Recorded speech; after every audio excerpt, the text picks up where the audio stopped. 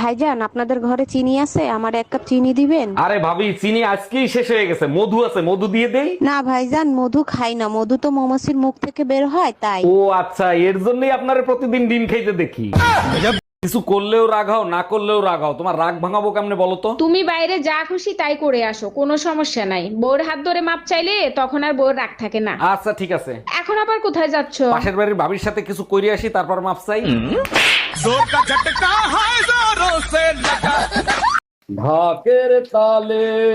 জানো, পূজায় কার্তিকদের রিঙ্কি বৌদির একটা জামদানি শাড়ি কিনে দিছে। আরে দূর, ওইটা কোনো শাড়ি হইলো নাকি? ওর ব্লাউজের পেটিকোট খুলতে খুলতে আমার জান বের হয়ে গেছে। ওর ম্যাচিং ব্লাউজের পেটিকোট তো আমার কাছে ছিল, এখান থেকে নিয়ে দিতা।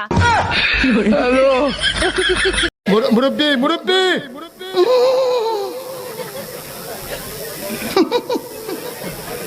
বুঝছে না উনি মনে করছে অন্য হুজুর। সিফা দিয়ে বইয়া তাহে ও বোয়াতেনি হুইতালান হেই চিন্তা করে। কি যে দেশ স্বাধীন হইলো, একদিনেই দেশের 12টা বাজাইলো। নতুন কিছু পেতে হলে ত্যাগ তো স্বীকার করতেই হবে। বলো কি, তাই নাকি? তাইলে আমি কি নতুন করে আরেকটা বিয়ে করতে পারি? স্বাধীন দেশ সবাই স্বাধীন করতে পারে, মনে রেখো দেশ স্বাধীন হয়েছে, তুমি স্বাধীন হও নাই। আমাকে একটা গান শোনাও না, আমার ঘুম আসছে না। আলা মানুষ পাগল হইলাম আমি বউ গরে আইনা। বিয়ে তো আমি তাকেই করবো যে উঁচু পদে কাজ করে। তাহলে আমাকে বিয়ে করো। কেন, তুমি উঁচু পদে কাজ করো? হ্যাঁ, আমার বাবা তো ডাবের ব্যবসা, নারকেল গাছের মাথাতে ডাবটা আমিই পারি।